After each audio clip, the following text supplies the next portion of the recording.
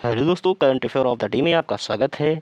आज है 11 जून और आज का पहला करंट अफेयर है। हाल ही में one big beautiful one big beautiful bill किस देश द्वारा प्रस्तावित किया गया है? Recently which country has propose the one big beautiful bill? तो ये अमेरिका ने प्रपोज किया है। यह बिल अमेरिका में प्रस्तावित किया गया है, जिसका उद्देश्य सामाजिक कल्याण को बढ़ावा देना है। This bill was proposed in the USA and aim to promote social welfare.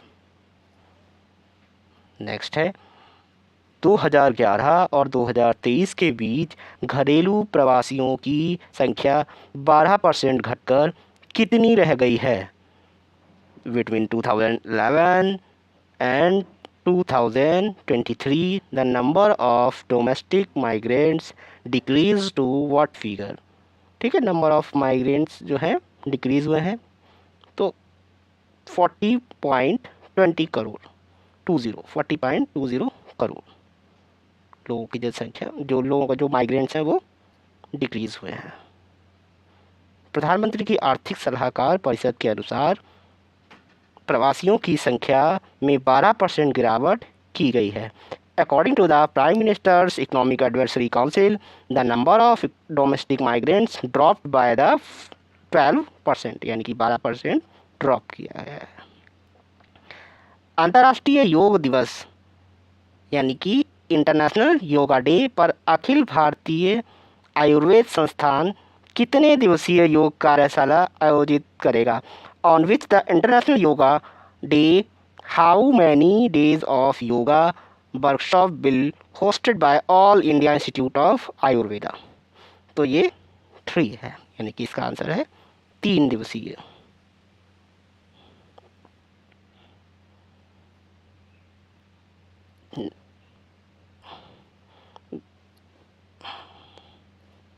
Sorry. तो नेक्स्ट है, टू फोक किस राज्य के नक्सल प्रभावी गांव नक्सल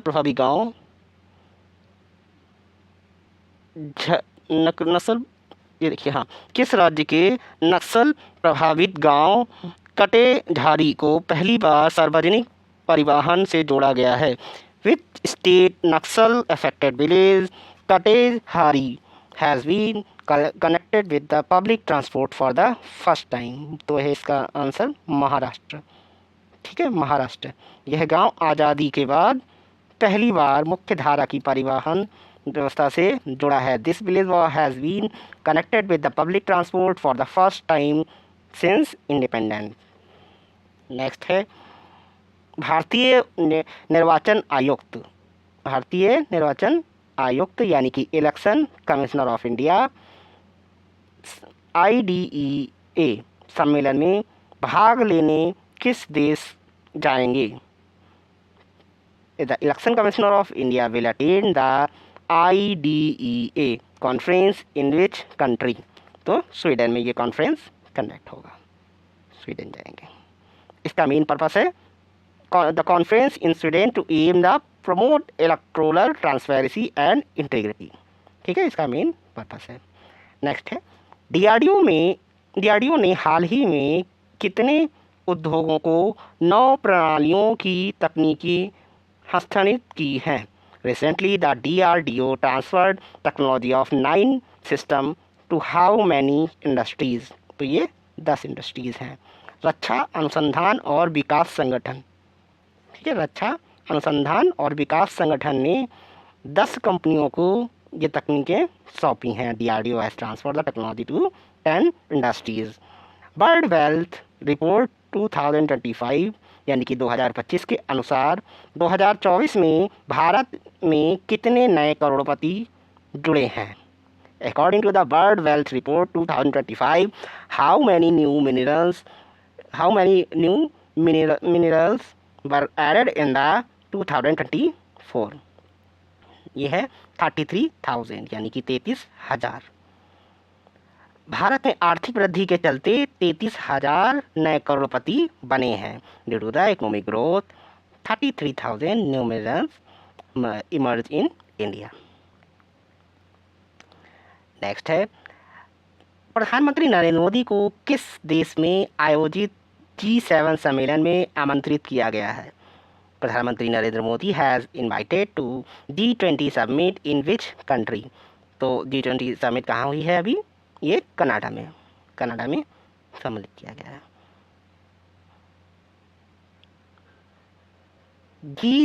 G7 इस बार कनाडा में आयोजित किया जाएगा, जिसमें भारत को आमंत्रित किया गया है। G7 summit will be hosted in Canada and India has been invited to attend.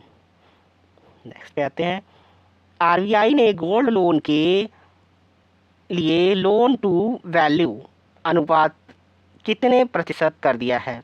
What is the new loan to value ratio for gold loan as पर RBI?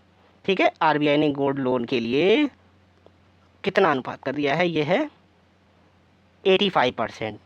अब सोने के मूल्य का अधिकतम 85% तक ऋण लिया जा सकता है। ठीक है, 85% तक ऋण लिया सकता है। तो आपने सुना होगा कि लोग गोल्ड जमा करते हैं और उस जगह पे लोन लेते हैं। तो ये अब 85% जितने की गोल्ड होगा, यानी कि गोल्ड अगर आपका 100 रुपीज़ का है तो उसका 85% तक आपको लोन उसका दिया जा सकता है। आप गोल्ड को पे लोन ले सकते हैं।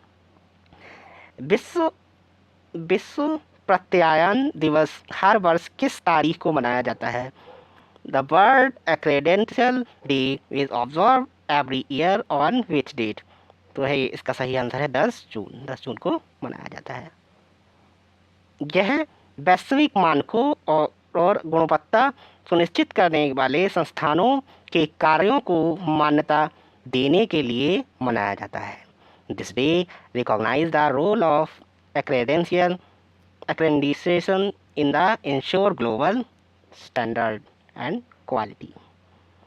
रूस ने हाल ही में किस प्रकार की तकनीकी का पेटेंट कराया है? ठीक है, recently what type of technology has Russian patent?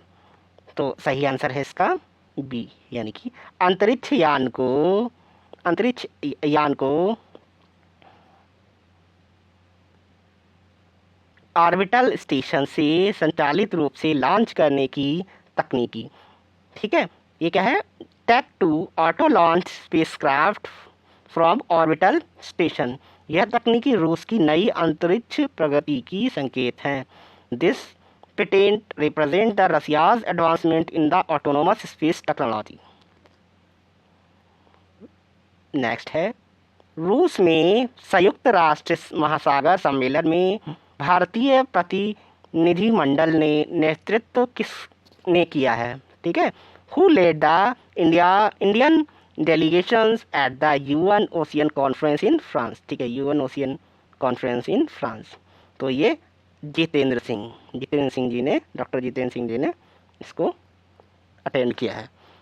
पृथ्वी विज्ञान मंत्री जो हैं, यानी कि earth science minister Jitendra Singh. Next है, सॉरी,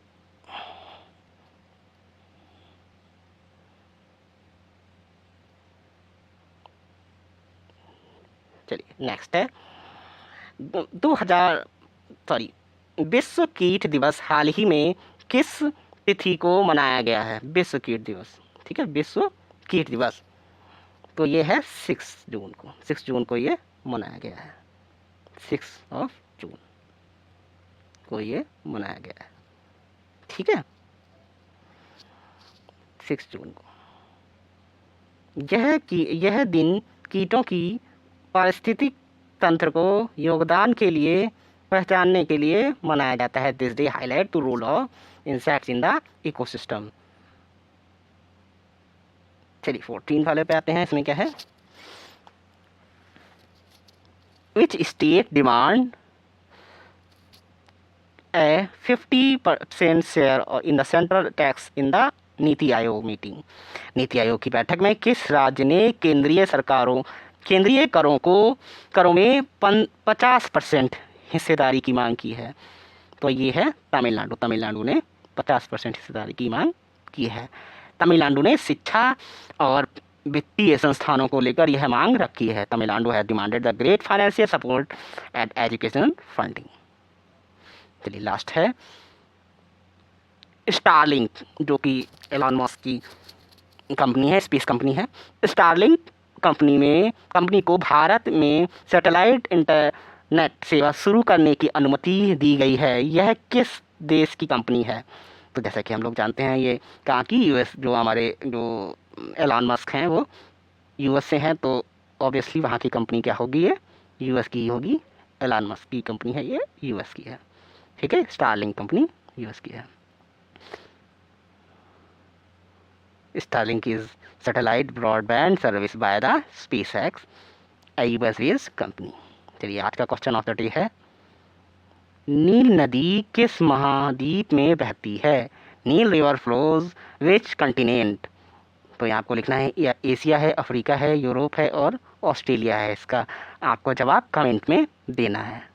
ठीक है, तब तक के लिए थैंक यू।